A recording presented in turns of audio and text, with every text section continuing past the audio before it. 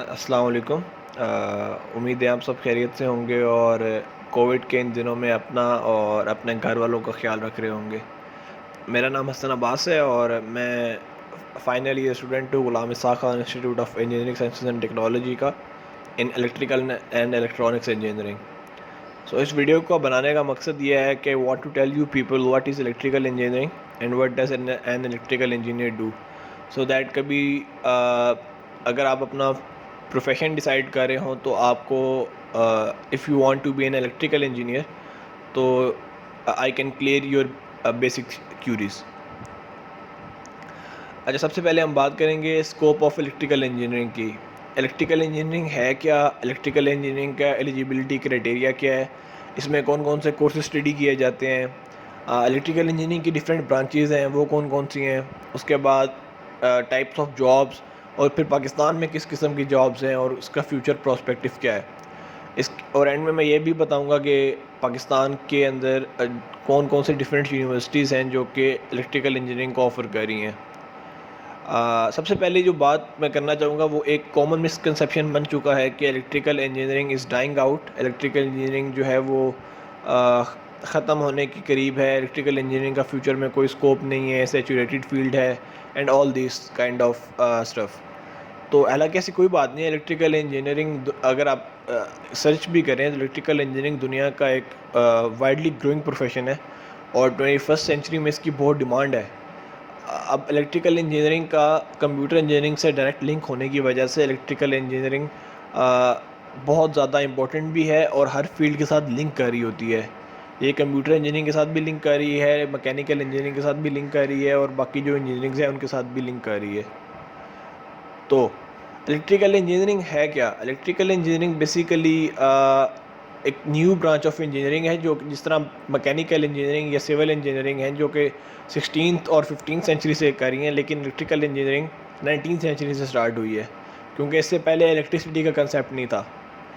अब और ये एक ब्रांच ऑफ इंजीनियरिंग है जो कि टेक्नोलॉजी ऑफ इलेक्ट्रिसिटी से डील करती है। मतलब electricity is a flow of electron और जितनी भी इस चीज़ से रिलेटेड चीज़ें हैं ये उन सब से डील कर रही होती है। अच्छा, अब इलेक्ट्रिकल इंजीनियरिंग का एलिजिबिलिटी क्राइटेरिया क्या है? इलेक्ट्रिकल इंजीनियरिंग का एलिजिबिलिटी क्राइटेरिया वैसे तो इंस्टीट्यूशन टू इंस्टीट्यूशन वेरी करता रहेगा, लेकिन जो बेसिक सबसे ज़्यादा जो एलिजिबिलिटी क्राइटेरिया है वो 60% मार्क्स हैं आपके एफएससी एंड मैट्रिकुलेशन में। और अगर आप AO लेवल बैकग्राउंड से हैं तो इसी का इक्विवेलेंट 60% IBCC पाकिस्तान इक्विवेलेंस बना के देती है। तो you should have got 60% at least to apply in electrical engineering in any of university of Pakistan. अच्छा, और इसके अलावा जो सब्जेक्ट का कॉम्बिनेशन है AO लेवल्स में भी और FSC में भी, वो you should have studied mathematics, physics and chemistry as your compulsory subjects. To shift the discussion on the light mode, I want to tell you that engineers like to solve problems. If there are no problems handily available, they will create their own problems. तो engineering is a mindset. Engineering logical चीज़ों को समझना कहते हैं, logical decisions को बनाना कहते हैं।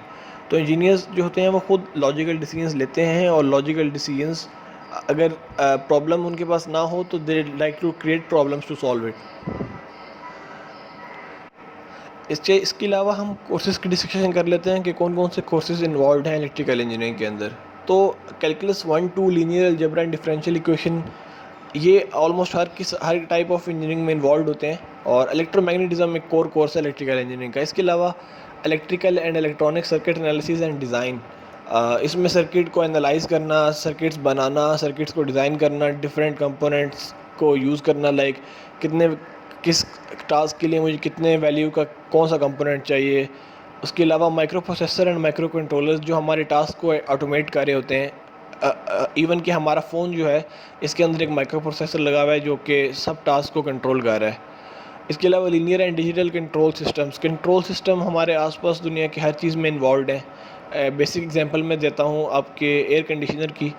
वो ये है एयर कंडीशनिंग सिस्टम जो होता है that is basically a feedback control system, जो कि आप एक टेम्परेचर उस पर सेट कर देते हैं और बाकी का जो टेम्परेचर वो उस टेम्परेचर को अपने रूम के टेम्परेचर के साथ कंपेयर करके एक फीडबैक सिस्टम बनाता है और रूम को ठंडा करने की कोशिश कर रहा होता है। तो एक ये बहुत बेसिक एग्जांपल है। इसके अलावा analogue and digital communication systems. Analogue and digital communication systems में हमारे पास हमारे फ़ोन इन्वॉल्व है, हमारे पास टेलीफोन इन्वॉल्व है और all this stuff. Power system analysis, हमारे पावर सिस्टम जो होते हैं, हमारे लाइंस जो हैं 3 फेज़ 4 फेज़ 2 फेज़ लाइंस जो हैं, 1 फेज़ सिंगल फेज़, इनके बारे में डिस्कशन होती है। उसके अलावा जितने भी इंजीनियरिंग के मैनेजमेंट के मैंडेटरी कोर्सेज एक पाकिस्तान इंजीनियरिंग काउंसिल की तरफ से कंपलसरी होते हैं, उनको कवर करना पड़ता है। अच्छा, उसके बाद ब्रांचेस कौन सी हैं इलेक्ट्रिकल इंजीनियरिंग की? इलेक्ट्रिकल इंजीनियरिंग की 3 ब्रांचेस मेन 3 ब्रांचेस हैं। एक इलेक्ट्रॉनिक्स इंजीनियरिंग है, एक पावर इंजीनियरिंग है और एक टेलीकम्युनिकेशन इंजीनियरिंग है। इलेक्ट्रॉनिक्स इंजीनियरिंग जो होती है they deals with some basic electronic components like resistor, capacitors, inductors, और उनके डिज़ाइन, उनकी स्पेसिफिकेशन, उनकी वैल्यूज़, उनके बिहेवियर से डील करती है और basically small voltages and currents को डील कर रही होती है। पावर इंजीनियरिंग जो है वो जनरेशन, ट्रांसमिशन और यूटिलाइजेशन, आपके इलेक्ट्रिसिटी जनरेशन, उसको ट्रांसमिट करना और उसको इस्तेमाल करना, ये 3 चीज़ों को मेनली डील कर रही होती है। और इसके अंदर हाई वोल्टेज और हाई करंट रेटिंग्स होती हैं, जैसे कि ट्रांसफार्मर्स है, जनरेटर्स हैं, मोटर्स हैं और पावर इलेक्ट्रॉनिक्स भी है। और पावर इंजीनियरिंग करने वाले को पावर सिस्टम इंजीनियर्स भी कहा जाता है। इसके बाद टेली कम्युनिकेशन इंजीनियरिंग है, जो कि basically electrical and computer engineering जो बात मैंने स्टार्ट में की है उसका मिक्सचर है। और टेली कम्युनिकेशन इंजीनियर्स जो हैं वो बेसिकली वायरलेस और इवन वायर वाले भी सिस्टम्स को एनालाइज भी करते हैं और सर्विसेज प्रोवाइड करने की कोशिश कर रहे हैं ताकि बेहतर से बेहतर कम्युनिकेशन अचीव करवाई जा सके। उसके बाद एक प्रोवर्ब है, electrical engineers do it with more frequency and less resistance.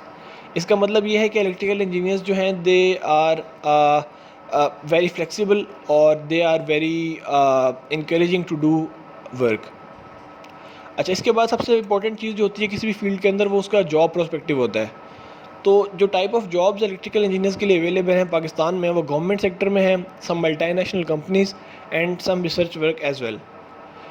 Average salary electrical engineers की यूएस में है $97,011 पर ईयर, और आई कैलकुलेटेड ये मंथली अराउंड 13 लाख समथिंग बनती है, जो कि एक बहुत अच्छा प्रोस्पेक्ट है इलेक्ट्रिकल इंजीनियरिंग का। अब इसका स्कोप की बात कर लेते हैं पाकिस्तान के अंदर इसका स्कोप करंटली और आने वाले दौर में काफ़ी ज़्यादा इस वजह से है क्योंकि Pakistan is facing an energy and power crisis, और पाकिस्तान को इनकी डिमांड है जो कि इन फील्ड के अंदर आके पाकिस्तान को सोल्यूशन प्रोवाइड कर सकें, like in electricity generation as well as in its powerful transmission. अब कुछ मैन्युफैक्चरर्स ने, बड़ी मल्टीनेशनल कंपनीज़ ने अपने प्राइवेट और अल्टरनेटिव सेटअप लगाए हैं एनर्जी के, और इसके अलावा जो पावर डिस्ट्रीब्यूशन कंपनीज़ हैं लाइक फेस्को, आइस्को एंड के इलेक्ट्रिक, पावर डिस्ट्रीब्यूशन कंपनीज़ जो है नेपरा, और अब कुछ सिंध के अंदर विंड जनरेशन को भी स्टार्ट कर रहे हैं, तो that's why it's important there as well. अब एंड में मैं यूनिवर्सिटीज़ की रैंकिंग मैंने लिखी है HEC और PEC के मुताबिक, नस्ब, प्यास, GK, IST, UT Lahore, UT Peshawar, COMSATS, UT Taxila और NIT कराची।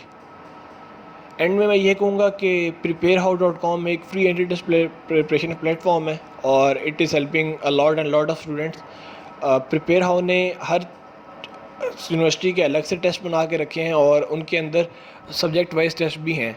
इसके अलावा सबसे जो अच्छी बात है वो ये है इसके कि इसके अंदर एक टाइमर का फीचर इंक्लूड किया गया जो कि बाकी किसी एप्लीकेशन में नहीं है, तो वो हर क्वेश्चन की डिफ़िकल्टी लेवल के हिसाब से आपको एक टाइम असाइन करता है और फिर ये भी बता देता है कि आपने कितने टाइम में वो क्वेश्चन सॉल्व किया है, जो कि आपको टाइम मैनेजमेंट और कॉन्फिडेंस प्रोवाइड करता है। इसके अलावा there are 10,000 MCQs with explanation. बाकी प्लेटफॉर्म्स जहाँ लैग करते हैं वो ये है कि वो MCQs तो दे देते हैं लेकिन उनकी आंसर्स, उनके एक्सप्लेनेशन नहीं देते, तो प्रिपेयरहाउ ये काम भी कर रहा है। और इसके अलावा tips and tricks, important deadlines, इन चीज़ों के बारे में भी प्रिपेयरहाउ बता रहा होता है। तो I recommend all you people PrepareHow mobile application app as well as PrepareHow web platform, ताकि आप अच्छे से तैयारी कर सकें और अपने फ्यूचर के लिए ज़्यादा से ज़्यादा मेहनत करें और ज़्यादा से ज़्यादा उसको कैप्चलाइज़ करने की कोशिश करें। That's all from my side, thank you.